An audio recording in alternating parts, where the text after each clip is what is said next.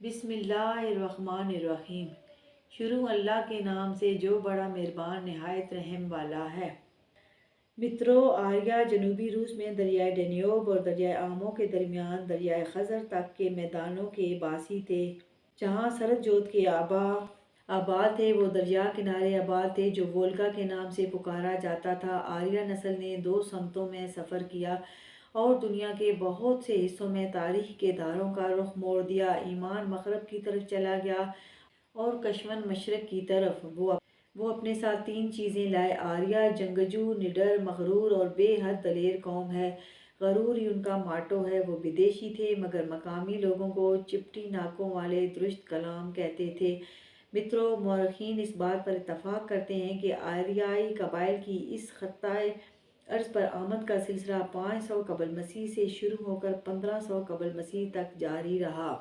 یہ لوگ گروہ در گروہ یہاں آئے۔ نسل خوب پھلی پھولی اور پورے ایشیا میں پھیل گئی۔ کچھ قبائل گنگا جمنا کی وادیوں میں منتقل ہو گئے۔ ان کی آمد معاشرت اور ثقافت کے مطابق ایک کتاب رگ وید لکھی گئی ہے۔ آریہ بے حد جنگجو اور منہ زور تھے۔ انہوں نے قدم قدم پر مقامی آبادی کا مقابلہ کیا۔ خود آریہ بھی مختلف قبائل میں بٹے ہوئے ہیں: یادو، ترواسا، درویو، آنو، گندھارا پورو، پختان جنہیں پختون بھی کہتے ہیں، الینا، سیوا اور کاکیا بالینا۔ ہر قبیلے کا اپنا سردار ہوتا ہے۔ آج سے تقریباً 2500 سال پہلے ایران کے بادشاہ دارا گشتاسپ نے افغانستان کے علاوہ سارے بر صغیر پر قبضہ کر لیا۔ الیگزینڈر نے حملہ کر کے اس خطے کی آبادی میں یونانی نسل کا اضافہ کیا۔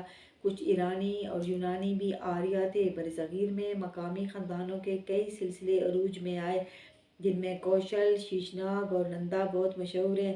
یہ سب آریہ خاندان ہیں۔ سارے آریہ روس سے وداع لے چکے تھے۔ سرد جوت اور برہما رہ گئے تھے۔ سرد جوت بھی وداع کے لیے تیار ہوتا ہے لیکن برہما آخری سانسیں لیتا ہوتا ہے۔ روانگی کا بگل بجتا ہے۔ دم توڑتے مسافر کو قافلے والے چھوڑ جاتے ہیں والی بات ہو جاتی ہے۔ پر سرد برہما کا سر آغوش میں لیے اسے برس دیتا ہے۔ جو سرد جوت قافلہ سفر باندھے۔ برہما کہتا ہے میزبان وداع کی سکت نہیں رکھتا تو میں کیسے وداع لوں؟ مجھے قافلہ پھر مل جائے گا، آپ نہیں ملیں گے۔ قافلہ چلا جاتا ہے۔ سرد سکھ سیوا میں لگا رہتا ہے تو برہما ٹھیک ہو جاتا ہے۔ برہما آخر دم تک اس کی رکشا کرتا ہے اور اس کے ساتھ رہتا ہے۔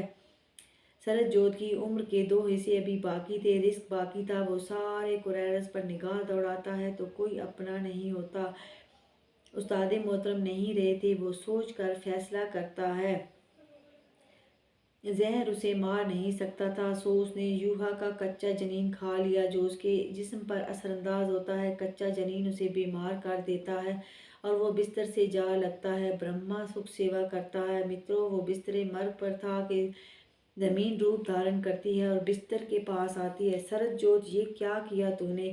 شریر ضائع کر دیا۔ ابھی تو تیرا رزق بہت باقی ہے۔ تو نے کھایا ہی کیا ہے؟ اور عمر کے 2 حصے ابھی باقی ہیں۔ اب کیا ہوگا؟ وہ گیانی تھا۔ اپنے گیان سے حالات کو اپنے بس میں کر چکا تھا۔ زمین بھی بے بس ہو گئی تو کیا ہوا؟ بقایا رزق کھانے میں پھر رہوں گا؟ نہیں، یہ کیسے ہو سکتا ہے؟ وہ گڑبڑا گئی تھی۔ کیوں نہیں ہو سکتا؟ میری عمر کے 2 حصے پڑے ہیں۔ میرا رزق باقی ہے۔ جو رزق مقرر ہے وہ تو مجھے کھانے سے تو نہیں روک سکتی۔ زمین بے بس اور لاچار تکتی تھی۔ برہما آخر وقت تک اس کے ساتھ رہتا ہے۔ مترو، مہان لوگ تاریخ کے دھاروں کا رخ موڑتے ہیں۔ اتہاس خود لکھنے والا سرد جوت مرت ہو گیا یعنی مر گیا۔ اس کا رزق دھرتی پر باقی تھا۔